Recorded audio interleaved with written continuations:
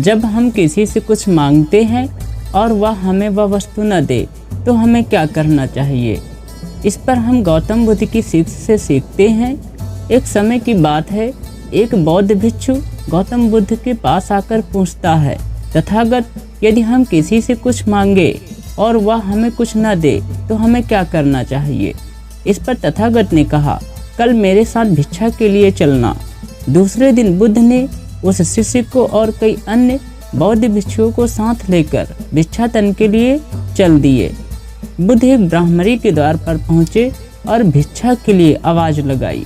इस पर घर से ब्राह्मणी महिला निकली और वह बुद्ध पर क्रोधित हो गई और कहने लगी, यहाँ तुम्हें भिक्षा नहीं मिलेगी, कोई और घर देखो। इतना कहकर वह महिला घर का दरवाज़ा बंद कर लिया। यह सारा दृश्य सभी शिष्य देख रहे थे, किंतु वे कुछ समझ नहीं पा रहे थे। वो सोच रहे थे अब तथागत क्या करेंगे, किंतु बुद्ध ने कुछ नहीं किया और सभी शिष्यों को साथ लेकर संघ चले आए। और अगले दिन फिर बुद्ध ने उन्हीं शिष्यों को साथ लेकर भिक्षा मांगने के लिए चल दिए। इस दूसरे दिन सबसे पहले बुद्ध उसी ब्राह्मणी के घर पर गए और भिक्षा मांगने लगे, किंतु इस दिन यह ब्राह्मणी कचरा लिए हुए फेंकने के लिए जा रही थी।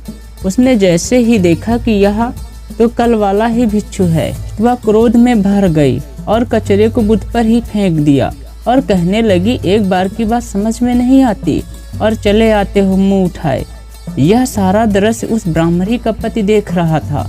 वह पत्नी के घर के अंदर जाने पर बुद्ध के पास गया और हाथ जोड़कर अपनी पत्नी की इस हरकत पर क्षमा मांगी और प्रार्थना करते हुए कहने लगा, कभी मेरे घर पर भिक्षा मांगने के लिए न आना, विनती है आपसे मेरी पत्नी बहुत उग्र स्वभाव की है, कहीं वह आपको चोट न पहुंचा दे। यह सब देखकर बुद्ध के शिष्य आश्चर्यचकित थे, क्योंकि बुद्ध ने न तो उस ब्राह्मणी को कुछ कहा और न ही उन पर कोई क्रोध का भाव भी आया था।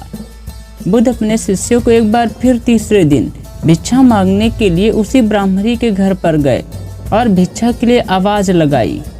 यह सुनकर वह ब्राह्मण आश्चर्यचकित हो गया और अपनी पत्नी के बाहर आने से पहले वह बाहर आ गया और बुद्ध से कहने लगा, कृपा करके आप चले जाइए, मेरी पत्नी न जाने आज आपके साथ क्या कर डाले, कहीं आज वह आप पर अंगारे न डाल दे।